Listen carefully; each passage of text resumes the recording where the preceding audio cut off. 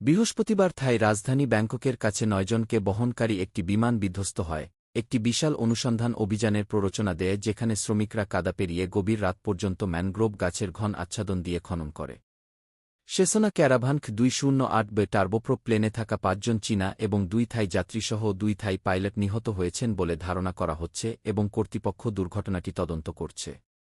ছোট বিমানটি দুপুর ২টা ৪৬ ব্যাংককের প্রধান আন্তর্জাতিক বিমানবন্দর থেকে ছেড়ে যায়। স্থানীয় সময় সরকারের জনসংযোগ বিভাগের চাচোয়েংসাও প্রাদেশিক কার্যালয় অনুসারে পূর্ব ত্রাত প্রদেশের একটি বিমানবন্দরের দিকে রওনা হয়। ফ্লাইটের প্রায় ১০ মিনিটের মধ্যে এটি যোগাযোগ বিচ্ছিন্ন হয়ে যায়, অফিস এক বিবৃতিতে বলেছে। চাচোয়েংসাওয়ের ব্যাং পাকং জেলার বাসিন্দারা বিমানটিকে আকাশ থেকে পড়তে দেখে এবং আঘাতে কি জোরে বিস্ফোরণ দেখে বর্ণনা করেছেন, ধ্বংসাবশেষ আশেপাশের বাড়িগুলিকে ক্ষতিগ্রস্ত করেছে। বিজ্ঞাপন প্রতিক্রিয়া আমি আমার বাসার সামনে বসেছিলাম। বিগট ইঞ্জিনের শব্দে বিমানটি আমার বাড়ির উপর দিয়ে উড়ে গেল।